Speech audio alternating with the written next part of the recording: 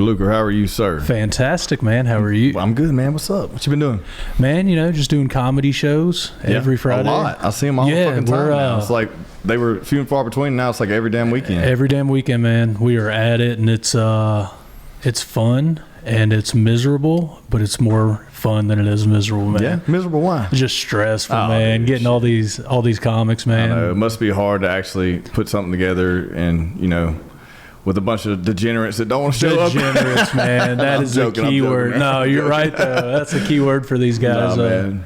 We got some good guys that are showing up every week for open mics and stuff like that, and some of them we're just hoping they show up. You know, like, man, maybe he'll show up and do some sets real quick, and it's hard wrangling them, but someone's got to do it, and that's how it stays successful. Is, hey guys, I got to stay on you about this because no one's getting better if not. Y'all have dude, so you have the open mic nights, and you're still doing showcases, and y'all have something coming up. What's coming up? This Friday we got this Friday? Yeah, it's this Friday over at Tiki Bar. We got a Battle of the Sexes. So basically what this one is, it has nothing to do with me besides we're doing it at Tiki Bar, and I threw my name on it. We got 6 comics coming from Texas, like Tyler, Marshall, all that area and stuff. And they're just going to be competing against each other, and that's probably going to be like an hour long, something like that. But we got team Kevin Hollinsworth, and then we got Brandy Lashney. And I might have said her name wrong, so if she hears this, my bad, dog. But they're just going head-to-head on that. And after that, we're going to do like a small open mic just with some of the guys that sign up with me by tomorrow kind of thing. So, okay. Well, then you have a big show coming up too, huh? Yeah, we got Loco Fest coming up. Yeah. And super hyped about When that. Is that? One. That is going to be February 17th, so not this Saturday, but next. And that's a big one, man. I'm really excited about that one. We've been planning this for about 6 months, and I'm thinking after this one's done, we're going to have to start planning immediately after. Hopefully, we're selling tickets pretty quick. So, but that one's going to be cool. We had 30 comics submit for their chance to compete in Loco Fest. Basically, how we did that, we put all the voting online. Everybody submitted a 2-minute clip. We put it on the website, don'ttakethisserious.com, and people got to vote on who their favorite comic was. Gotcha. And you could vote for as many comics as you want, just one vote per email or whatever like that. And we got our top 10 in, and I'll have to look up who's on that. But I can kind of give a rundown on that. Do you want to know who's in it? Let's go. I know we got Jeremy Unmasked. Super excited about that. We got Glenn Stewart, the big homie. Yeah. I'm super excited to have him on it. He was worried he wasn't going to make it, man. And so, like, when we announced the top 10, I put his name very last just to watch him sweat it out at the bar. It's pretty cool. We got Tanja D. And if y'all haven't seen Tanja D, she's amazing at comedy. She's only been doing it for like 3 years, but she's a preacher. So she's clean, and she can hold her own with all the big dogs around town. Okay. All right, so that's 3 of them. We got Jay McKinney. Are you aware of Jay McKinney? No, I'm not, no. This is someone you want to see while you can, because he's got a huge following online as far as TikTok, Facebook, YouTube, stuff like that. And he's a very funny stand-up that a lot of people don't get to see because he's not putting that stuff out. He's just putting out his little sketches and stuff like that. So I'm real excited to have him. We also have Kevin Terrell. And he's from Natchitoches. No one knows who he is, but he got in the voting. So I was like, hey, man, that's awesome. Yeah. Who else we got? We got Brandon Ryan. He's a Texas guy. Where are we at? Is that 6? We got Tyler Elliott. Have you seen Tyler before? Dude, I haven't. I don't think so. Tyler Elliott's one of those guys. I may have if he's with Glenn on another show. I don't know. Did you ever come to the station? No. I know he's been at Tiki. But yeah, Tyler's one of those guys that I just try to get him as much as possible before I cannot afford him. And luckily enough, his votes came through and made sure that he made it in. So that was awesome that his people came out for that. Chuck Garner. Chuck Garner's a new guy. He's a retired military guy. He's absolutely great. He brings the Klan with him, not the KKK, but he's a black gentleman, so they're not welcome around him. But he brings his whole squad out when he comes to shows, man, and people love him. Who else we got? I said Jeremy Unmasked. Funny Man Pratt. Have you seen him before? Me neither. I'm excited to see him. Yeah. He opened for who? Desi Perkins. He opened for him when he came here. Who is number 10? Shit, I'm gonna be there. So Benjamin Neely. He's also a preacher. We got 2 preachers in this competition. That do comedy. Yeah. I mean, I guess that would be a good fit if you're comfortable with an audience and you're good off the cuff, I guess. I mean, it makes sense. I mean, they can practice every week. Like, they just say a joke up there just in the middle of their sermon. Like, they just throw it in there. So, but yeah, I'm really excited. We got some top-tier talent coming through. I don't know who's going to win, honestly. Like, I'm looking at the lineup, and at first I was like, how are you judging something like this? How does this work? Okay, so first of all, we did the online voting, which we ended February 1st at midnight. Okay. Top 10 came out last Friday. We announced that. So this time, once you get your ticket and you enter that building, we're going to give you a ticket. Okay. You hold on to that ticket, and at the first show, everyone's going to watch the comedy, and we're going to have these little ballot boxes, which we haven't really decided how we're going to do it, whether it's going to have their face on it or just their name or whatever. Right. But you're going to put your ticket in there, and in between shows, either me or Joel are going to be counting those up. Probably not. I don't know. We might just have someone that's running the door do it, because I don't think there's going to be much of a hassle running the door. But so yeah, the only way to vote for who wins is being there and supporting these comics live in person. Okay. So it's pretty cool. And like during the first show, I know a lot of people are like, well, what am I going to do waiting on this first show to end? Or if I'm at the first show, what am I going to do till the finals or whatever? So we got with Flying Heart, and they've agreed to give 10% off if you have a Loco Fest ticket. So we're going to have the wristbands and stuff. And if you have that, you get 10% off. So you can go chill over there, eat and drink until the next show. And then while you're at that show, those people that were at the early one can go over there, and that's where we're doing all the finals and stuff. Where we're announcing the winner, give them a big old ridiculous check, real Price is Right type stuff. Yeah. We're giving them a wrestling belt and $1,000 prize, man. And we got Holy Witch playing at the end of it. Okay. Yeah. Nice. So that's going to be pretty cool. Have you ever heard Holy Witch? Oh, yeah. I think my homie did some work for him, video work. Ooh, I think. Yeah, nice. I think, yeah. But was it you? Didn't you? Yeah. Yeah. Nice. They have a music video? Yeah. So Josh, who's the producer of the show, actually did their music video, one of their music videos. I didn't know they had a music video. Yeah, man. I listen to their music a lot. Yeah. That's crazy. We could have used that for some clips. Still can, bro. We'll get it to you. I'm sure the gentleman has the raw file. Yeah, we'll get it to you. That's insane. Hell yeah, dude. They need to market themselves better. That band's so good, dude. I love them so much.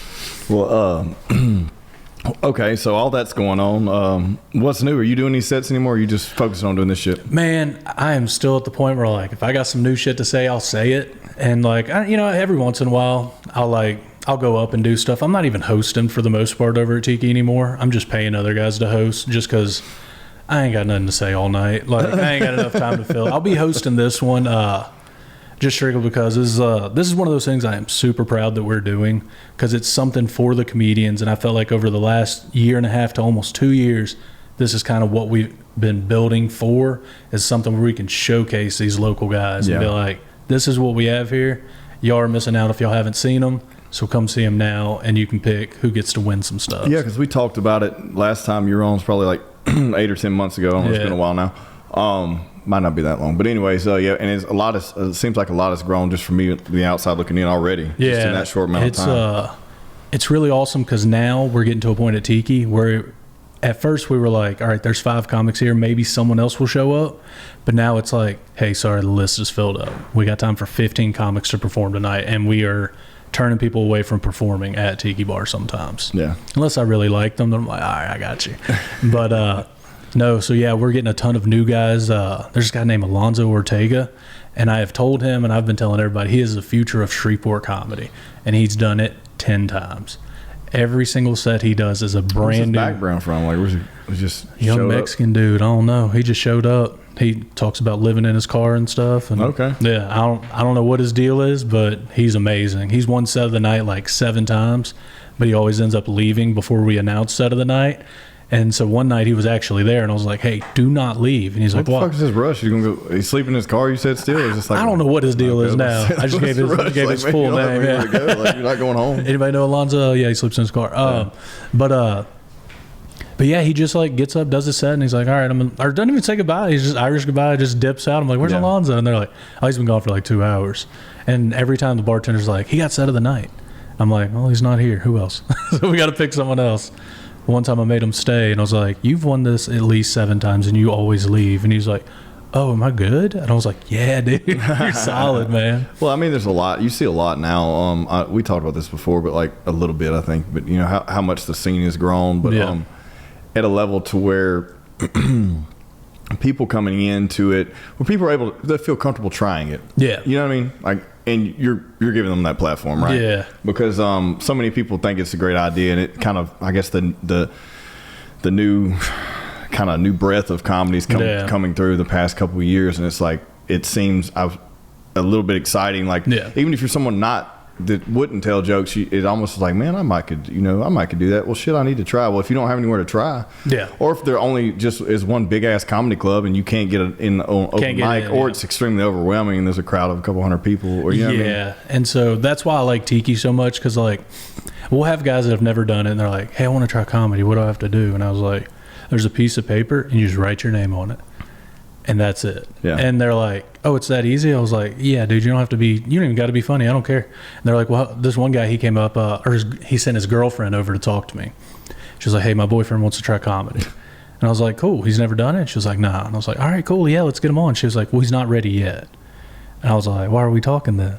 She was like, well, he wants to go up tonight, but like after like 2 people. I was like, oh, he needs some drinks in him. And she was like, yeah, I think so. And I was like, all right, yeah. She was like, how much time does he have to have? And I was like, he can do one joke and get off the stage. I don't care. And like, even if it's bad, it's like, all right, you got that out of your system. Yeah. And if you want to try again, cool. If not, I also don't care if you don't ever show up again to do it. I mean, definitely come support. But like, I think everyone should try it because it's miserable up there, especially when you're doing bad. Yeah. It is the worst. Well, he could have just led with that and have been funny. Like, I was too much of a pussy to come ask if I could get up here. So I'll sit my girl on there. There's a laugh. Well, so she's like, I was like, as long as he doesn't do more than 5 minutes. And she was like, oh, he might do like 2 minutes. I was like, that's cool. That's perfect. We'll get him on. This is a long fucking time. He did 25 minutes. Holy fuck. Did he? How was it? Annihilated. He did great. Really? 25 fucking minutes and never done it before? So hold on. Like, that's not like he had to have had some type of plan. He came there to fucking do it. He was telling stories. Okay. So everyone has those stories that they know are good stories. Yeah, but you gotta, even telling a story, you gotta know that you got a punchline at the end or something, or some kind of delivery. It's a good enough story. I guess. Yeah. I mean, but there's still, you've told it before and got a laugh, right? I don't think you're gonna go up there and tell it not knowing if you're. I don't know. Like this happened yesterday. Let's see if that's funny. Yeah, right, you're not gonna do that. Yeah. But like, so he went up, and so at the 4-minute mark, I'm flashing the light at him. Like, hey, you got 1 minute left. Well, then I realized, oh, I didn't tell him that because he said he was going to do 2 minutes. He might have 2 jokes. So for 20 minutes, and I'm sitting there and I'm like, I could just rush the stage and be like, all right, dude, that's your time. But he was doing good. Right. And the crowd was into it. So I was like, all right, I guess we're just going to let him roll. And eventually he got off, and I was like, well, I don't remember his name, but I was like, that was his debut special. Y'all check it out on YouTube, man. And he was like, did I do too long? And I go, you did about 20 minutes too long. And he was like, oh, shit, he was drunk as hell. But no, I love storytelling, man. I think it's, I mean, that's what we do here all the time. Yeah, you know? I mean, I think there's something in it that you can go either way. It could be funny, it could be serious, it could be heartbreaking, but it resonates. You know what I mean? Yeah. But at the same time, you do something short. If you're funny, I mean, it'll fucking deliver too. Yeah, because we have guys in the scene that are strictly storytellers. Glenn Stewart's a great example of that. And then we got guys that are the complete opposite side of it, like Tristan Lex, who is joke, joke, joke, joke, joke. For 15 minutes straight, he is strictly telling joke, joke, joke, joke, joke. Kind of like Mark Norman. Yes. Yeah. He's, and if you hadn't had a chance to see Tristan, I wish he would have made it to this contest because, he's a gem, and he's gotten so much better over the past year, just having so much more like time to get on stage and stuff like that. And hopefully he's one of those guys that does move to Austin eventually and gets a career going in comedy, because I think eventually he will be there. And he's one of those that's realistic about it too. Not like, yeah, I've been doing this for like 3 years. I think I'm ready to, get a Netflix special. He's like, he told me, he was like, you got to listen to these old comics that are like, why are you putting material out when you've been doing it for less than 10 years? What are you doing? Do you think you've honed your craft at all? And he's like, so I don't even tell people. Like, yeah, if people are like, wait, you do comedy? I'll be like, yeah, but I'm not like going out of my way to tell people I do comedy.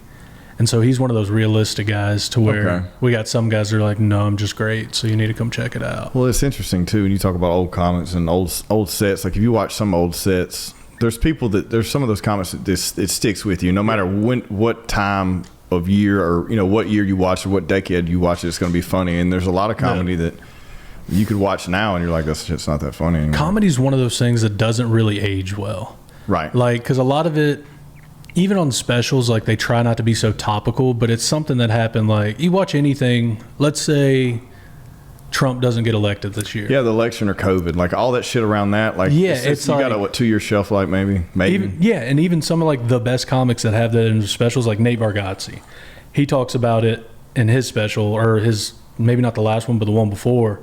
And it's like, okay, let's fast forward through this. I'm tired of talking about that kind of stuff. Yeah. And then there are people like Mitch Hedberg where you can keep hearing it and it's like, dude, that's still great. Or Norm Macdonald and it's still funny. Yeah. Yeah. But, I mean, if you don't base your entire set on that one subject, I think you're okay. But I think still, like Eddie Murphy Raw, Delirious, those things are timeless, man. Yeah. I mean, there's some topics that he works in there. Yeah. I'm like, who the fuck is he talking about? Yeah. They're referencing a movie that no one knows anymore. Yeah. But like, that's timeless stuff. Richard Pryor, that stuff's like, even all the whole Cat Williams shit. Oh, dude. What about all this recent stuff with him, man? I am Team Cat Williams all day. Apparently he's coming to Shreveport soon. Super excited about that. But yeah, dude, it's crazy how he's just calling out all these people. And it does seem like a bitter man, but also I don't really know what's going on. What do you think that was like I'm curious to see, is this like, well, I got my shot, let me just go ahead and do this and see what happens? Because I mean, when you're talking shit on that many people, whether it's true or not, I mean, you're going to get some fucking reach. Yeah. I mean, imagine his ticket sales right now. That's what I'm saying. Like, it just, like, there's an entire generation 10 years younger than me that didn't even know who the fuck he was. Yeah. And now they do. Now they do. So it was genius if it was planned. It fucking worked, Whoever's PR person is fucking, like, great. Well, they definitely jumped off or the it bridge. was just the right time at the right place, and it worked either way, I think Cat's always been it's kind of like they did, I don't know if it's like the industry thing, but it's kind of what they did to Dave Chappelle. They make him seem like he's a crazy person. Yeah, well, because he was doing so well and didn't need anyone to prop him up anymore. Yeah. Well, I thought he made a very valid point where he was like, Kevin Hart wasn't selling out the Comedy Store. I was selling out the Comedy Store. Right. So it's like, how all of a sudden does he go from not selling out the Comedy Store to now he's the biggest comedian of all time? Which I don't know if it's hard to sell at the Comedy Store, but it doesn't seem, because it's like going to Rogan's Club right now. That's what I'm saying. It's gonna sell out. But at the same time, that was a place where you went, like, you better bring your fucking A game if you're at that place, right? I mean, it's not like you're just a random club in a random city. Yeah. You're not just going to a spot to practice some stuff. You better bring the heat when you get over here. So I don't know. I'm Team Cat all day. He might have been the first. Either him or Dave Attell were the first comics that I was like, I like comedy. I saw Cat, man. It had to be around I can't remember what specials or what years. I mean, maybe Pimp Chronicles somewhere. I don't know. I saw him here. Yeah, it was around Pimp Chronicles. Around that time, I think. Do you remember the big black lady he brought with him that opened up, that talked about her young fat daughter? Who was it? Well, I'm going to tell you, we're going to get to that, because it blew my mind when I realized who it was. So I saw her, and she made me die laughing because she had a joke about my young daughter, my little fat kid, that's what she called her, said she got hair down there, and I didn't believe her. So she pulled out her panties. So this bitch had crumpled up Oreos in her panties. And I remember hearing that, and it stuck with me for so long, and I never knew who it was. About 15 years later, I'm listening to Bert Kreischer's podcast. It's freaking Miss Pat. Yeah, it's Miss Pat. Yeah, I remember that set. Yeah. But I couldn't remember. I don't remember her. I guess now I vaguely remember her being here with because them. He wasn't headlining that show. He was just hosting, and he brought a bunch of people with him. Yeah. Because that's where Miss Pat talks about. They all run together because it's been a while, man. I've seen Kevin Hart before he blew up here. He played at the Strand. He's doing the Strand again. I was shocked about that. Well, that's going to sell out easily. I mean, shit. Yeah, it's going to be an easy sell out the fucking arena, Yeah, I don't know why he's doing that. I'll tell you what's amazing and hilarious, and we might have talked about this. I don't know. I've talked to a couple, you and Mark Pugh. I saw Mike Epps. Yeah. And that motherfucker was amazing live. I saw him at the Municipal.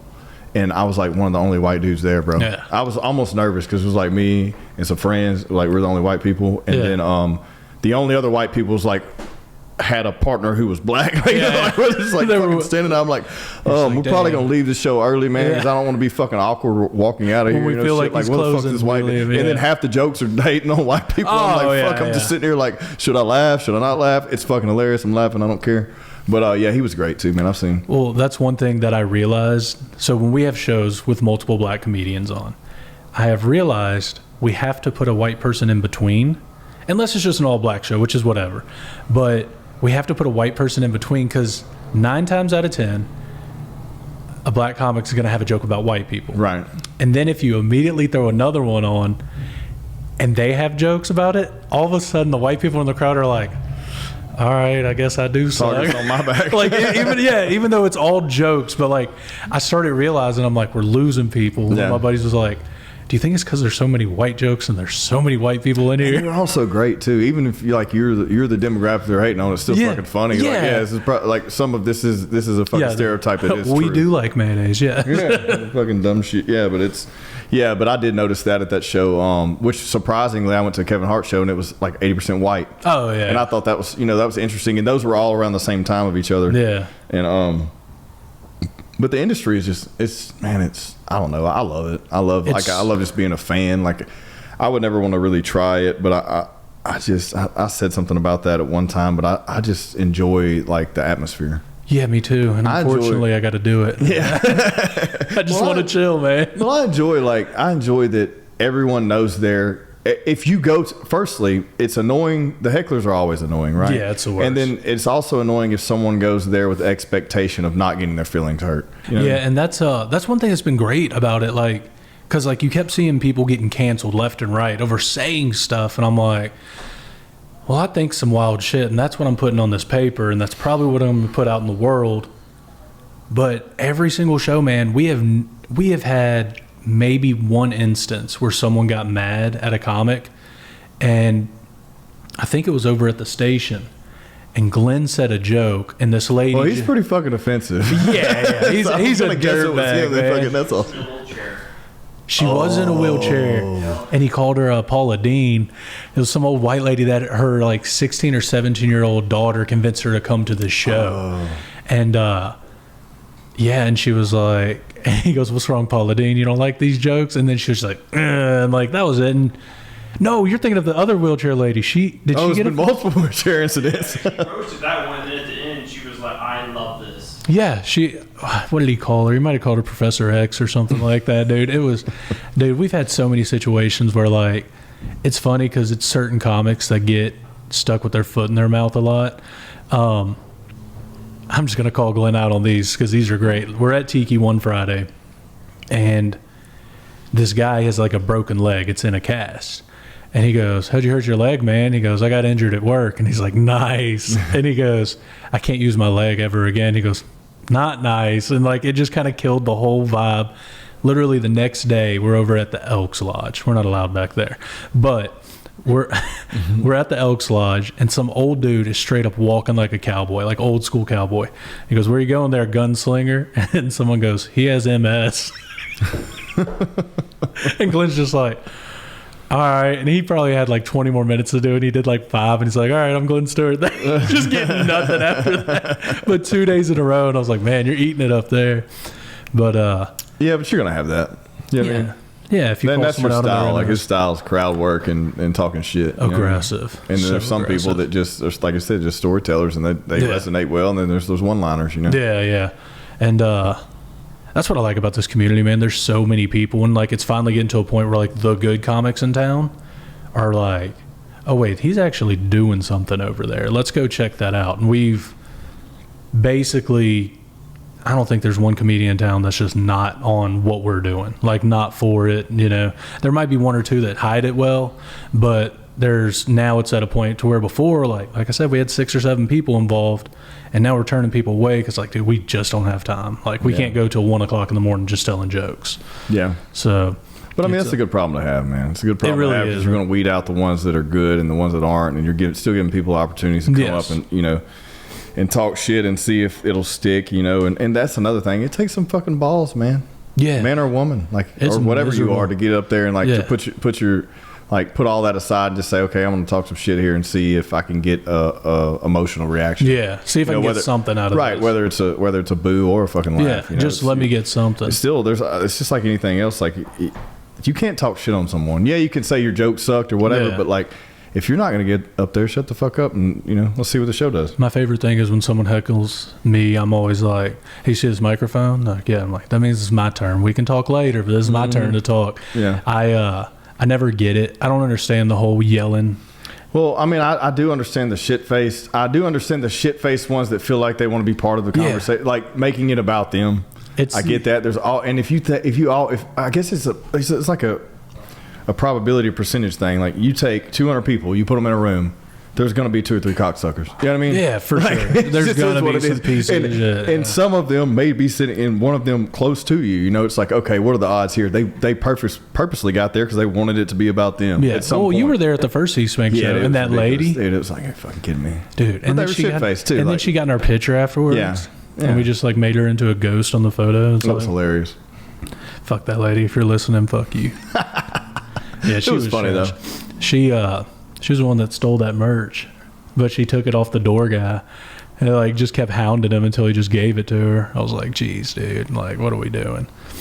Yeah, it sucks, man. But it also, I guess it makes your sets better too. You got to learn how to deal. You got to learn how to deal with it. Yeah, it definitely. If you can't deal with that shit, you're damn sure can't. No, you're never gonna make it to the next level. Like a rough crowd. Yeah, and if you, I guess, because there was those guys that just were like bombing. Yeah, and it was like they were almost taking it personal that they were bombing. I was like, dude, just fucking run through your shit. Like, if you can't deal with this, like, fuck, man. I have now gotten to the point where I'm just like, it's okay to bomb because that's only going to make the next one better. Like, where did I screw up? Well, so I've been practicing just a tight 3-minute set just to open up this theater show. That's all I've been practicing.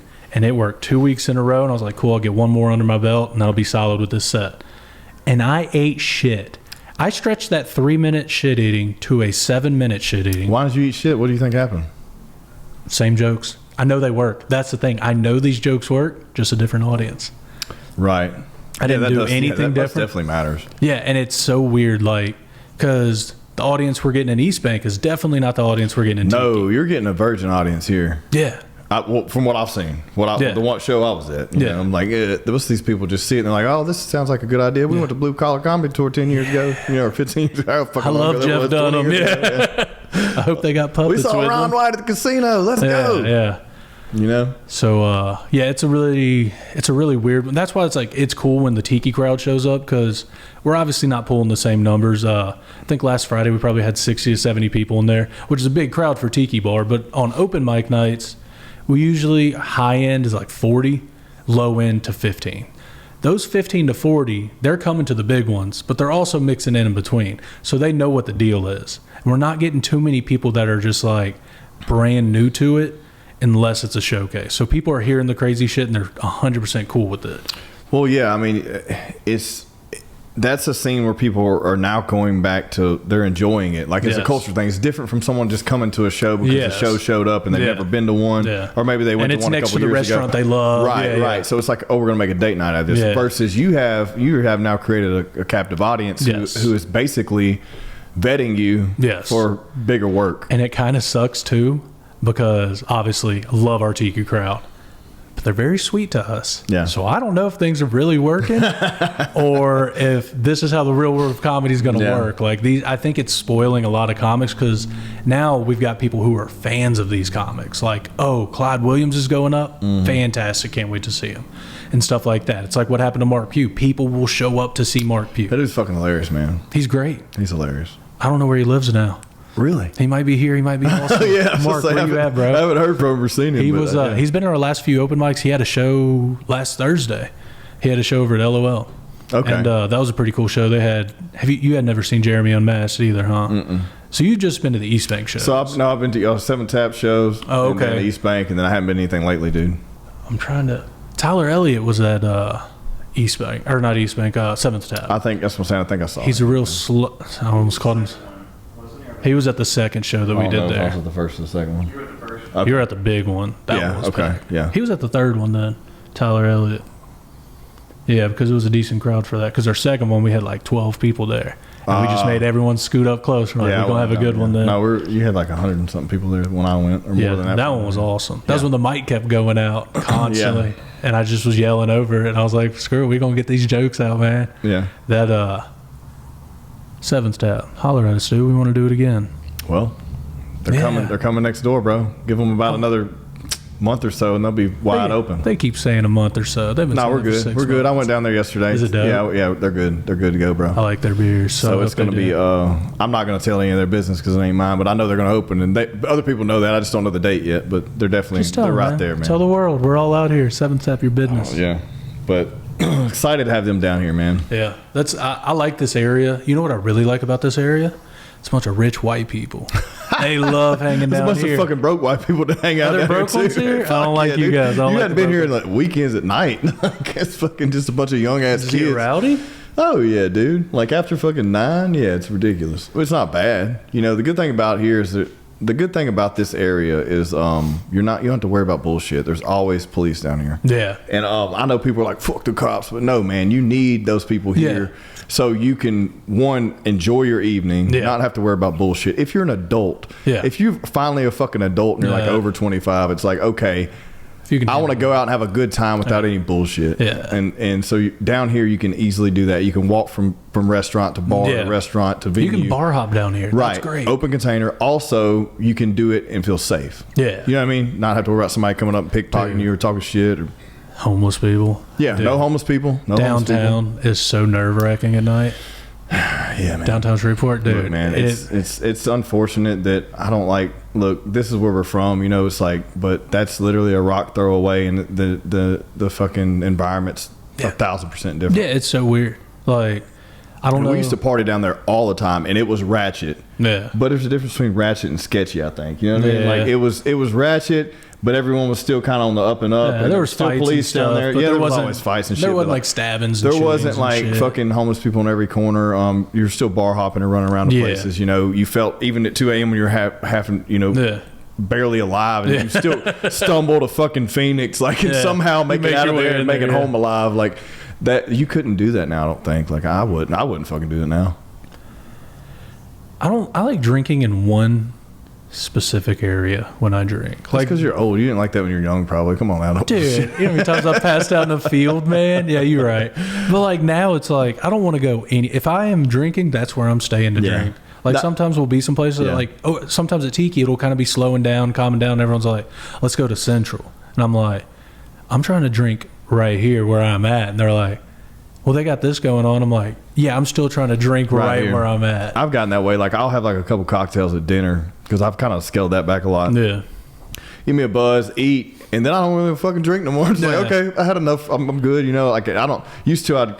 That would start into something else, and let's go here, let's do that, and let's do go that, out. And then, and then still go home and drink. And I'm just like, nah, bro. It's like I usually get that in early, and then by the time I like go to leave, it's worn off. You know, whatever. I'm extremely particular when it comes to my vehicles, and I only recommend those who are the same way. That's why I always recommend SBC Autos. They take pride in their inventory, from badass four-wheel drives, clean classic cars, and even your everyday grocery getters. They have it all. No hassle, no BS. SBCautos.com. The other night I was drinking, and on the way home I was like, dude, I'm gonna get my wife to stop at the gas station. We go get some more beer. It's like 9 o'clock, right? I'm like, I'm just gonna party all night by myself. Yeah. And then I was like, no, I'm just gonna go to bed, man. And I woke up, didn't have a hangover or nothing. I was like, oh, this is great. Thing, because it's dangerous, right? You'll get like, especially as you get older, because like you're like 2 hours in, man, hanging out with the boys. Like, you've had 3 or 4 drinks. You're feeling good. Everything's great. And you're like, fuck, we got to go to the house. We got to go to work tomorrow. But you're still amped up. And you're like at home fucking watching comedy specials, drinking by yourself, laughing until fucking 2 a.m. And then you wake up and you feel like absolute dog shit. Like, why the fuck did I do that? That's a little bit of depression throwing through, man. Like, I'm going to drink this away. Yeah. No, I've done that before, bro. I remember one night I don't smoke often, but we had smoked. Somebody had given me some type of fucking hybrid, whatever the fuck. There's so much of it now, I don't know. All that fancy and I was like, shit. We hit that. I say we, it was just me. I hit it a couple times, and we'd have been drinking that night, and dude, I got so fucking blazed, and I like went into the bedroom. My wife passed out, and I turned on the fucking screencasted Mike Tyson's podcast with Rogan, and was just laughing my fucking ass off till like 2 a.m. Like, what the fuck am I doing, dude? I can't smoke. Every time I smoke, I immediately get paranoid. Not like the paranoid like the cops are coming, but I'm like, I'm a fat guy. I'm having a heart attack right now. Well, that's edibles for me, dude. I can't do the fucking edibles. Make me feel. Dude, edibles are stupid. Have you ever done mushrooms before? Yes, it's been a long time. I recently tried to do some mushrooms here recently, some more edibles, and they didn't do shit. So like, I haven't found the right one recently, but I mean, I know plenty of people. I just hit them up. So, well, I wasn't trying to sell you drugs on air, sir. Whatever. We'll talk about that after. I mean, I don't know if they're legal. Cool. If they're illegal, we'll talk about it later. They don't show up on drug tests. Sorry about you. Edibles have now gotten to the point, because you remember we all used to make brownies back in high school or try to make some cookies. Yeah. Edibles now, a little small edible is like taking a little bit too much mushrooms. I've taken that shit before, and I literally was laying there thinking, I don't even want to repeat the thoughts I had, bro. Like, I was scared myself. Yeah. And I was like, this is why I know I should never do fucking ayahuasca, because I don't want to open up a fucking door that has been closed. Do you want to find? Yeah, I don't want to find something else. I don't want to find something else. I don't want to find another piece of me. Yeah. I don't need to deal with anything. I'm perfectly happy where I'm at. Well, check this. So the other day, my mom and me were talking. She was like, "You remember when you were in middle school? You spent a week in Brentwood." Oh fuck! I completely fucking forgot. What did you do? Hold on, let's talk about this. What did you do? I don't know what it was. Like a suicide thing or something. But you probably just did that shit because everybody else was doing it. Oh no, severe depression. That's why I drink too much. Dude, I'm totally fucking joking. But there were some people like when we were in school, they would just do that shit. Talk about it, yeah. Yeah. Well, they would talk about it, and then they would go, and they're like, "Oh fuck, Sally fucking was gonna kill herself, and she was in the hospital for like a week. Then she shows up like nothing happened." I'm like, yeah, you got to pretend like nothing happened because Yeah. it's embarrassing for some reason that you're depressed. Yeah. But like she told me that, and I was like, I do now. I remember that. And she was like, you didn't remember that? And I was like, let's just stop talking. I don't want to bring nothing else out. Dude, you just suppress that shit. Yeah, isn't that crazy though? Like, because your subconscious knows you fucking went through it. Yeah. Well, but you just lie to yourself and like, oh, that fucking happened. Yeah, and I was like, I talk about that on stage now. I have a joke that I've been kind of trying to work out, and it's about that. Like, well, now I fucking remember. It's like, let's stop talking about it before I find out Uncle Bill's not a good guy. You know? Yeah. And but yeah, it's so crazy. So yeah, don't do ayahuasca, and you throw up and shit everywhere when you do that. I don't. There's nothing I'm looking for, man. I'm happy right here. You know what I mean? Yeah, there's no need for me to go to another level of life. No. I'm trying to keep my feelings deep inside, man. I'm trying to keep my depression where it's at, dude. No, dude, it's that there is something though. It's like also it's trending, right? Like everything fucking trends, and then everyone wants to jump on the bandwagon. It's like the cold plunge thing or anything else. Yeah, you know? yeah. It's like, yeah, it's good and it's beneficial, but then it's like, okay, quit fucking talking about it. Yeah. Like, just do it or don't do it. You know, It's whatever. like the Stanley Cups. But I do think, yeah. What the fuck are Yeah, those what things, the dude? like? Where did those come from? My dad has like 7 of those from the Where did those 80s come that from, he came though? to. I don't know. They're just camping ones. We're an interesting society, bro. We're stupid. Like my wife ordered my daughter. I was like, she was like, I'm gonna get her one, but I'm not getting her name brand one. And I was like, okay, cool. So she ordered like the knockoff one from fucking China or whatever. Stable. And it's the same exact. It was the same exact shit for like a fifth of the price. I was like, there you go. Like, Well, how much are they? Like, I don't know. Because that's what you used to buy. $50 or something. Yeah, but isn't that the cup you used to get like when you didn't want to buy a Yeti? Yeah, I feel like it. Look, Yeah, you have one. I have one. I got it in a Christmas gift, and I've had it for like 3 years. It's not cool. It wasn't cool when I got it. It was like a $10 It was like a $20 fucking Walmart cup. You know? Yeah. And all of a sudden, I guess because they made like cute colors and shit like that. Some influencer, bro. Is your wife obsessed with tumblers? Girl got Nah. fired with it. And then the only thing that stayed okay was the Stanley Cup, and it still had ice in it. When The Down syndrome girl was dead though. Did you not say that? No, he said some girl got in a fire They with said it. Down syndrome girl, and I was like, that's aggressive. car caught fire, and the Stanley Cup still had ice in it when she got out of it. Oh, and then that started the trend. Because they gave her a free car after that. Nice. Okay. Well, that'll bring a lot to. Oh yeah, they're making billions right now, scooping up on white girls. Well, I mean, dude, it's just very interesting. I promise you, they didn't see that coming. No. I mean, that's not planned. It's like, it's interesting how things like that in our society, there's no other time that we can fathom in the history of us being alive as human beings that something like that can happen, and it makes such a huge cultural shift. And it's literally based upon capitalism and fucking advertising. Like, that's it. You know, like, it's not gonna, like, you're not like, you know, 500 years ago, and you and your tribe are hanging out, and one motherfucker shows up and he has like this badass skirt on, you know, like, and nobody else has it. They're like, oh fuck, we all gotta go get it. Like, I doubt that shit happened. You know what I mean? Like, yeah, you're right. Like, no one had like, damn, what kind of animal skin is that? yeah, dog? yeah. They're like, dude, no, there's like motherfuckers three of them. they're just trying to live. Like, There's like 3 of them left. We can kill them. Yeah, go get them. We can sell them, dude. We can get like 5 times the price for them too. Take them to eBay, dog. Yeah, No one knows. yeah. Dude, we suck as people. People suck. Look, man, I just think, we're evolved to a way more advanced level now. As far as like, we're not killing each other. We all have food. We all are fat. We're unhealthy. We're depressed because we have too much fucking time on our hands and not enough struggle. There's not enough satisfaction. You got that word? Because I don't. Let's go. Satisfaction. Satisfaction. Oh shit. Well, no, I mean, there's no struggle. So when you have an absence of struggle for that long, then you just start worrying about shit that don't really fucking matter. Damn, this got deep. I'm trying to tell dick jokes on stage, You dog. can do that shit tomorrow night.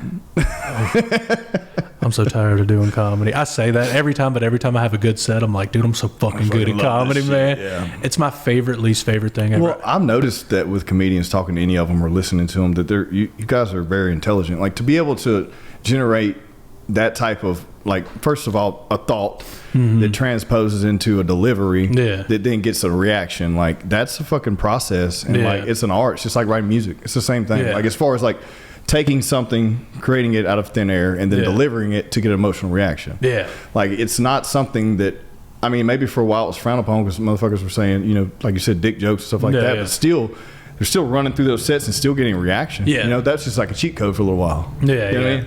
It's, I love how it's like kind of an art form, but it's like the bottom of the barrel.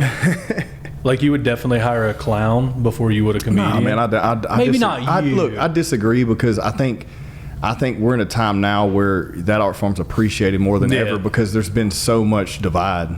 Yeah. And it's something that bridges the gap because everyone knows, okay, I know I'm not supposed to laugh at this, maybe, but at the same time, it's fucking funny. You know the best example of that is Shane Gillis. Oh, that motherfucker's hilarious, dude. He says the wildest shit ever. Yeah. And he gets away with everything. You see him, he's back on SNL now? No, I haven't watched SNL forever. I do like when the old like YouTube clips come up with like with Fallon and Timberlake and shit like that, and then like who is it? Even when it goes back, I saw a Blues Brothers thing where they were doing the original set. Like the way they did that, like I was thinking about that because I was like, Aykroyd was on Rogan a while back, and he's like a huge like alien conspiracy theorist. And, oh fuck yeah, dude, and ghosts and shit and all that. Like, and big into the crystal skull theory and all that. That's why he has the vodka.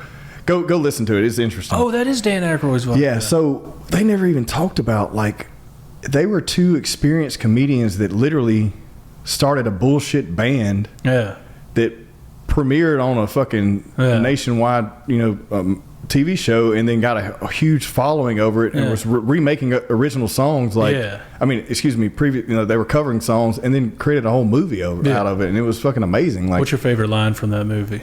Which one, the original or the 2000? Not 2000. Man, dude, I don't even remember verbatim most of the lines. If you started reciting it, I probably would. The best one, it might be hands down the best line in a comedy movie, is when you go to the old Western bar and they're like, what kind of music do y'all play here? And he goes, both kinds, country and Western. Which is one of the greatest fucking lines ever delivered. And they just ended up playing the not Rawhide. Is that it was Rawhide. Yeah, they just played Rawhide. Yeah. And like, which is an interesting choice of like what the song, I guess, because that was like the closest thing to blues. That's all they knew. Okay, we could figure out. We could work this in.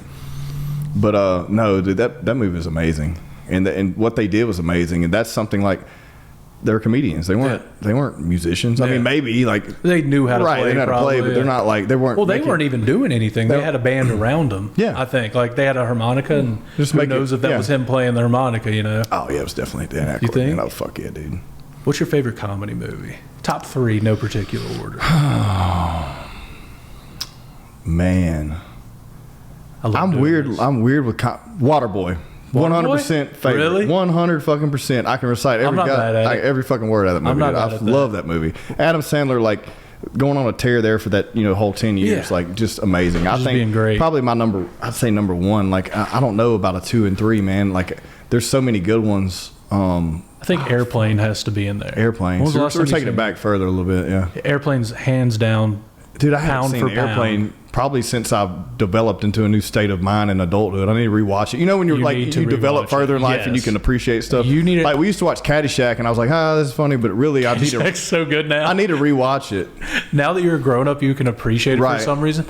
Airplane, hands down, jokes per minute. It is just bang, bang, bang. Every single second, there's a joke in there. Dude, I can't even remember that. That's why it resonates with me so bad. That movie. Well, like the autopilot. You remember the autopilot at the end of that? And it's just a blow up doll. Vaguely, yeah. What is it? We always used to love, which there's ridiculous dumb movies, but like that comedy was popular too. The Police Academy movies. Remember those? Right. Like, Michael Winslow doing all the crazy noises. Those were great. Like when we were younger, you know. And then anything with Bill Murray in it, of course. Dude, people love Bill Murray. He's amazing, man. Is he? You don't like him? I mean, I don't not like him. I just don't get it. Oh, like why does he have a cult following? Yeah, not on that level. I don't know. People love that dude. Yeah. And I'm not like, I don't like him. It's just like I just don't get what's going on. Yeah. I don't understand. Like, I could say that I've had enough Kevin Hart. Yeah, I had enough Kevin Hart the minute I saw his first movie. I'm not mad at him, but I'm just saying, like, every time I see his, I'll turn the movie on and I'm like, I'll start watching. I'm like, fuck, dude. It seems like a bunch of short jokes. It was better. Like, it's better when he plays with someone, like when he has a co-star. That's another so Friday technically really, I guess, was a comedy. Yeah, Friday's right. Friday, but then also Rush Hour. I love that movie. Rush Hour is great. I fucking love Chris Tucker. I think that might be just the generation we grew up in. Right. Like we like the Adam Sandler movies. If you go back and watch those, you don't like them because they're good, because they're dog shit. Oh yeah, they're horrible. It's nostalgic though. They're fucking horrible. And when it's like Austin Powers. Austin Powers was great when it came out. Oh yeah. But if I watched Austin Powers now, I couldn't watch it now. There's not a chance you would enjoy it. I don't know. I'd laugh because I would laugh at the shit I used to. Yeah, laugh like at. damn. But like if you watch Waterboy, like I think it's so fucking funny to me because he's making fun of people that where we're at. Yeah, and the accents are like not at all related, but at the same time, I could see where that would be the impersonation. Well, it's bad when you can kind of understand the people you aren't supposed to understand, and you're like, I kind of got an uncle like that. Like, yeah, dude. Like I got family down south that sounds straight up like they ate alligator nonstop. Like they were born with an alligator in their mouth. Yeah, no, that movie's fucking great, man. That's gonna be my top one for as long as I think. It's a great answer because I didn't expect it. What did you expect? I don't know. What about Superbad? That's fucking great, but still like top notch movie. It was great. Superbad's great. I still Waterboy beats it for me because every fucking moment in line in Waterboy is hilarious to me.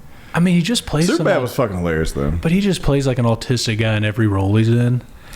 I don't know if like he had an autistic friend that like he linked up with. I was like, yeah, this is who I need to be in movies.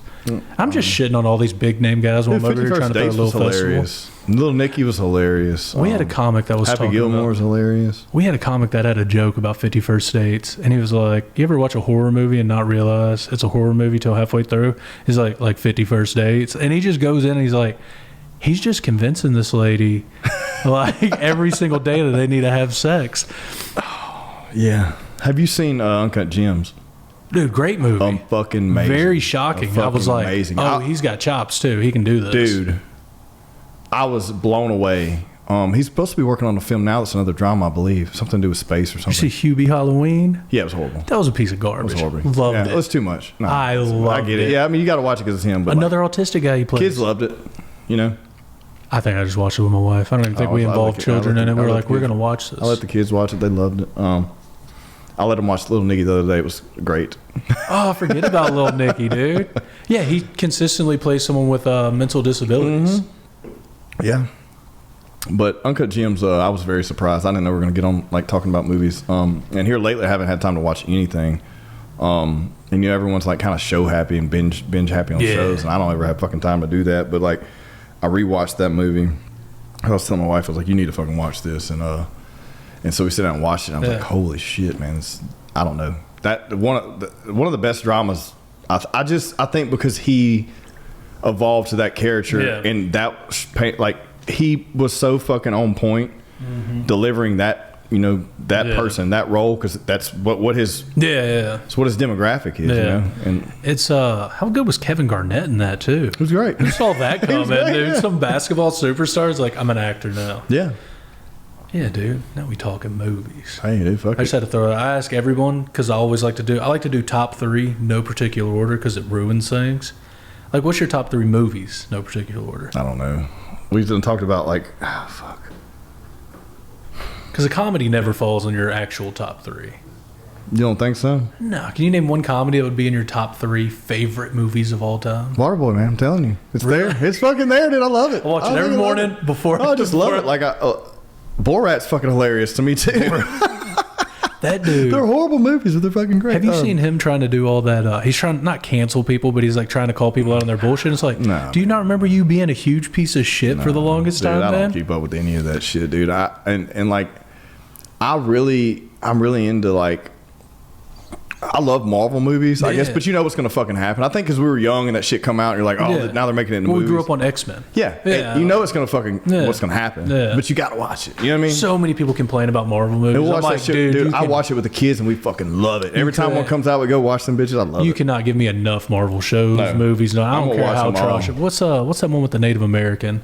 The new one? Yeah. I started watching that. I hadn't had time to watch it lately. It's horrible till the very last episode. I figured it would be. Yeah. The very last episode, banger. I don't give a fuck if it's bad or not. I'm watching it. Yeah. That's how I am. I'm like, I still want to see it. Like, I'm going to watch it no matter what. Sign me up for those. And then, but yeah, man, I couldn't even name off the top 3, like, all the way across the board right now. I don't know.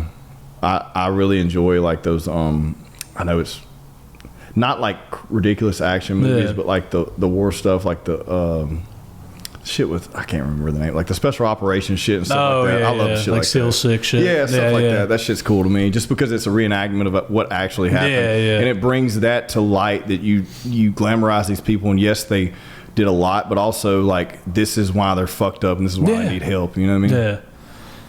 Damn, you ain't gonna put it like that, man. It's so depressing. And then we just don't give a fuck about our vets. That's what I'm saying, man. It's a problem. Government just flushes people. I got a buddy of mine. He can't get help at the VA. You have these people that as soon as they get out, they apply for help when they didn't do shit but work in a fucking kitchen. And you have ones that were actually in combat. They can't get nothing. I had a buddy that he wasn't even in combat. He got shot while he was on a Navy ship. Someone fired a gun. Oh, fuck. And it shot him in his back. And it fucked him up for a long time. And he just can't get any help. He's in jail right now. Just can't get no help. In jail right now. Yeah. That's another problem. Our prison system is overly populated with people with mental illness. Yeah. And like, I'm not talking about like they have depression. I'm talking about mentally fucking ill. Like, we don't have anywhere to put them. Should we open up asylums again? Well, I mean, someone needs to. You want to do it? Man, talk to your new upcoming president. Maybe he'll put it in his campaign. I don't know. You see Trump's big promise for this one? Was it lower gas? Flying cars. I mean, fucking let's go. Sign me up, man. Sign me up. Fuck it. That's so great that he's like, we're going to have flying cars. And it's like, what? Like, that fixes nothing, man. Dope, but... I mean, dude, at this point, everything's a laughing stock when it comes to politics to me. Like, you're all a bunch of rich old white dudes. Like, and we're fucking arguing about you. I want this rich old motherfucker to represent me. My favorite thing is people who have, like, the flags and stuff. Yeah. Or, like, the bumper stickers. Like, how do you support a politician so much that, like, you wear their stuff? Yeah.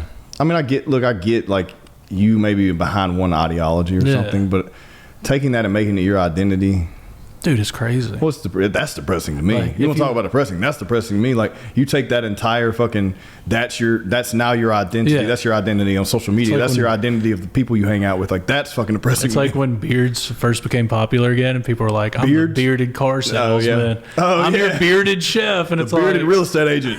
It's like, no, dude, that's not a personality. Craft beer is funny to me. That's another. Yeah.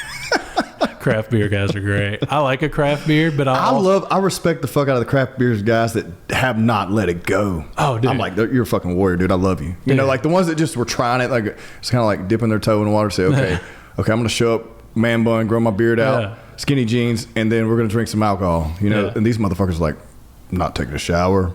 Taking shit in the garage, let's fucking go. I got this crystal necklace now. Yeah. Dude, it's so crazy. It's so crazy how people attach themselves to like certain like trends forever. Yeah. It's like still having emo people around. I love that though.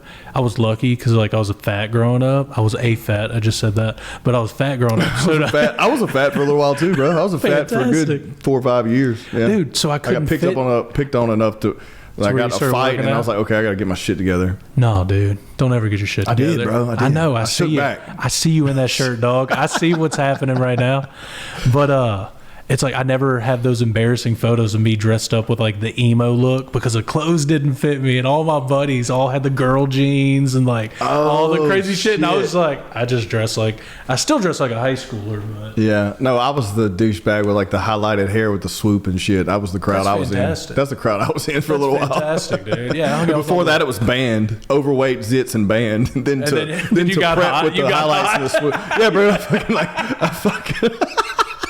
I fucking took it. I was like, I lost all this weight. I'm doing push-ups, eating bologna sandwiches. Fucking, I'm gonna own this shit. Let's fucking highlight my hair and fucking get some Doc Martens, bro. And came back with the Abercrombie pop. I couldn't afford Abercrombie. I fucking wore like Aeropostale, bro. The bulldog. The big ass emblem. It's like, dude, what the fuck is this? Like, this is not like, oh shit. Now we can dress like the rich kids. Yeah. And the clothes actually fit. You know what I mean? Anybody? I think with the Hollister. I think that was in between. Anybody that had Aeropostale hated that they had Aeropostale. Were like, I still want to look like this, so I'm going for it. Yeah, no, I think we did the Hollister thing because I think that was in between the Abercrombie and the. I don't fucking know. It's funny that we talk about this and we talk this now and like the kids these days will be like, what the fuck are these people talking about? Like, dude, that shit was. They're wearing shit from Walmart and it's trending. You know what I mean? Like we can't fucking like I can't relate because I had to ask for money from people to try to get a pair of jeans. Yeah. So I didn't look like I was poor. Yeah. Like, because back when we were growing up, like, there wasn't good looking jeans or nice fitting jeans. You all had standard farmer cut jeans. Yeah. They all had the stupid fucking carpenter loop, and it was horrible, and you're just walking around looking like a dumbass.